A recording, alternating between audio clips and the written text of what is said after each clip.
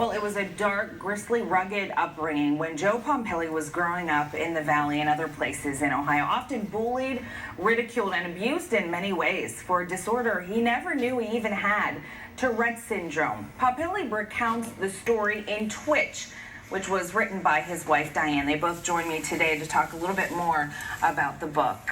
Thanks so much for being here, guys. Thanks for having us. Yeah, thanks for having us. We really appreciate the opportunity. I appreciate, I read excerpts of the book, and it is pretty powerful.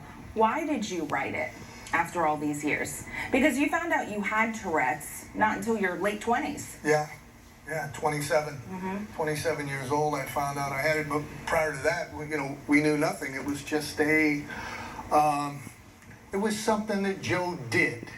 That's how my friends describe it. It was just something Joe did. And you were bullied for it too. Yeah, right? well, yeah, it was tough. It was, you know how cruel children can be, and it was devastating in my young life. And then as I progressed and got older, I got tougher.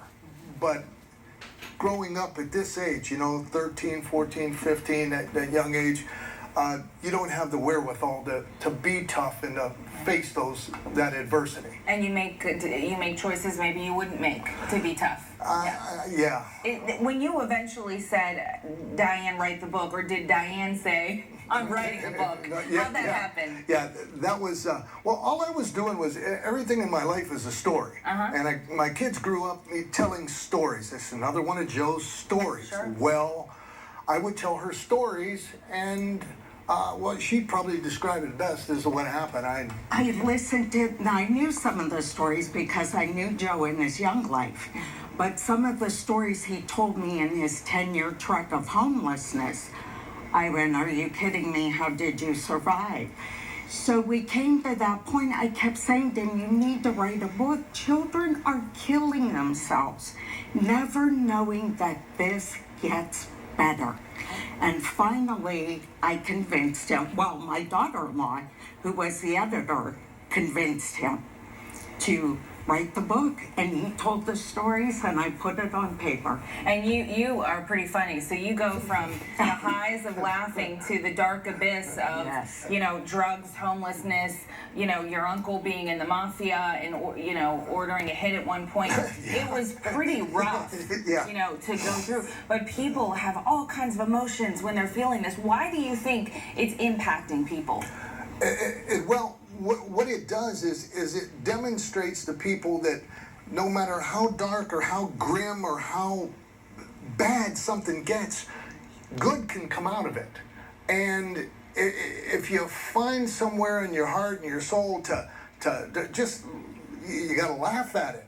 If you don't laugh, you're going to cry. You only have two options. So if you laugh about it and just try and get through it the best you can, and you meet a lot of wonderful angels along the way. One of them being Diane, I'm sure. Diane, how can we get this book? You guys have had book signings that Yes. have been lines out the door. So Yes. Bradley's books, but also others. Bradley's books at Southern Park Mall, Leanna's books at Summit Valley Mall. All right, Leanna. And on Amazon.com, you can get this copy or you can download it. And we will be doing another book signing at Pittsburgh Mills Mall on December 12th. And that is where? That's in Pittsburgh. Okay. So, yeah. Excellent. show up. You guys are going region-wide, and I would like to see it go national, and you would too, I'm sure. Yeah, we're looking forward to that. And well, our ultimate goal, of course, is to see this go to the cinema, to go to film. Yeah. All of our reviews, everyone keeps saying this needs to be a movie.